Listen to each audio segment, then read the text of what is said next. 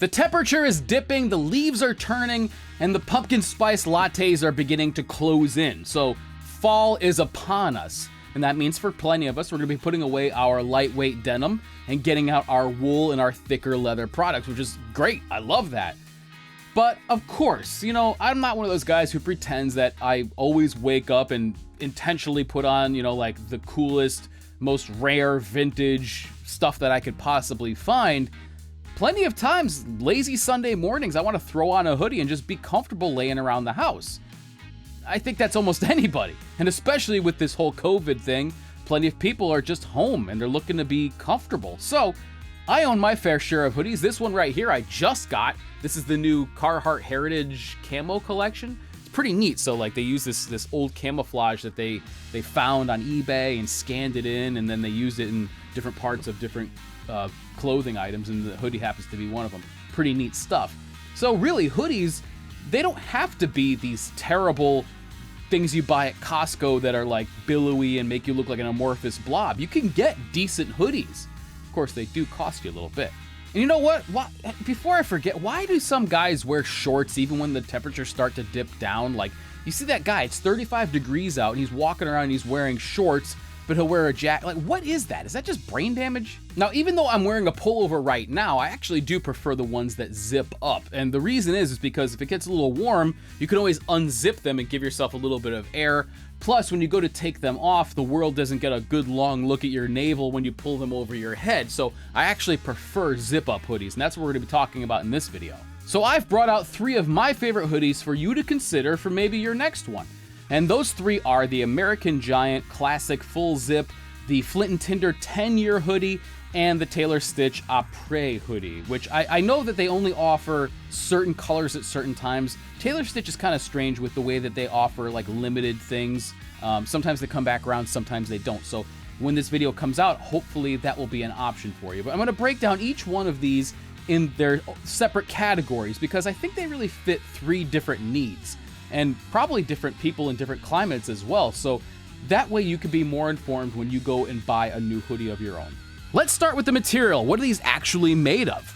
The Taylor Stitch is the lightweight here at 10 ounce, 86% organic cotton, and 14% hemp. Now this makes for a great layering weight or a standalone piece of outerwear on days where you just need something to fight the chill.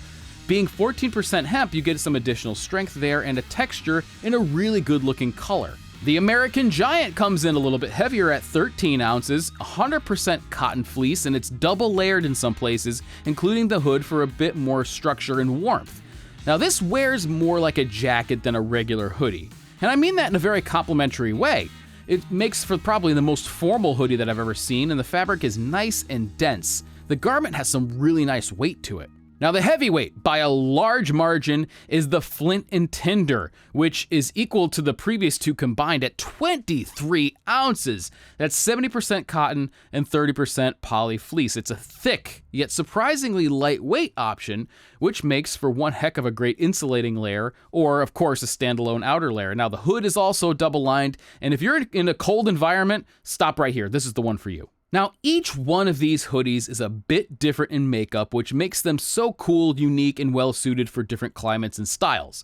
Now, the Taylor Stitch is nicely appointed with leather at the pocket corners and hand warmer pockets, which use their own map print and cotton material. It's an interesting choice since the other 2 use the same material for everything. The simple white drawstring adds to the casually cool look, and this is where the Après hoodie really shows its colors. This is the hoodie that I'd bring on vacation where the nights and mornings are a bit chilly. This hoodie just doesn't feel like it's competing in the same game as the other 2. It's great for people who may live in a slightly warmer climate, but it has a certain look to it and a certain feel that I think fits a very particular kind of person. The American Giant features a lot of reinforcements which make it feel like it's prepared for constant use as your go-to hoodie through the cold season. Double layers along the forearms and the elbow, metal grommets, metal tips on the drawstring, the wide rib knit cuffs and the hem make this thing feel like it's battle-ready workwear almost, and it just happens to be super duper comfortable. I could definitely wear this to work in the yard or the garage without an issue and then take a nap on the couch in total comfort.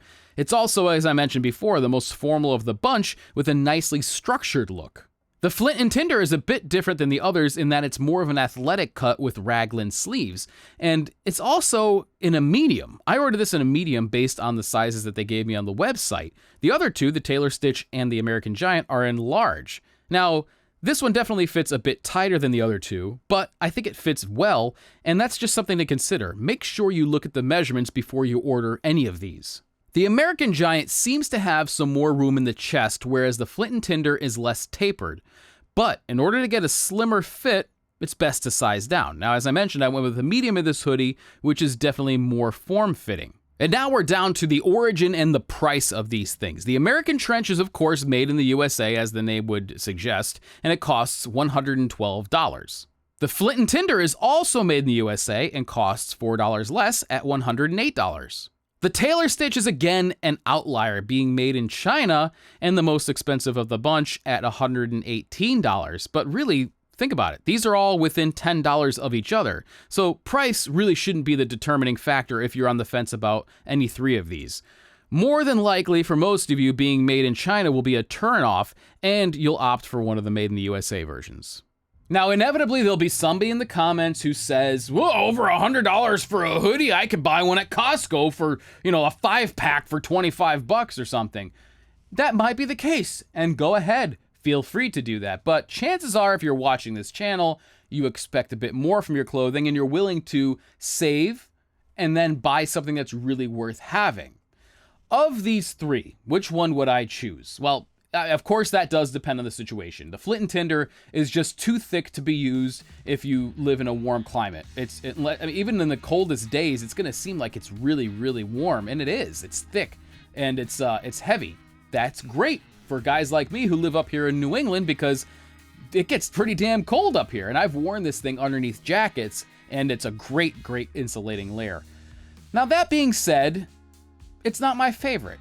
For me, I think the American Giant is really the standout here. I think that with the reinforcements and just the qualities of the stitching, the way it's made, it's very similar to the Flint and Tinder in a lot of ways, but I really like the way that it's reinforced on the back side of the sleeves, the structure that it has, and there seems to be an overall density to the fabric, which really is just very appealing. It doesn't feel like a normal hoodie. Even this Carhartt model, which I would argue is a step above most normal hoodies, it makes this thing feel cheap by comparison.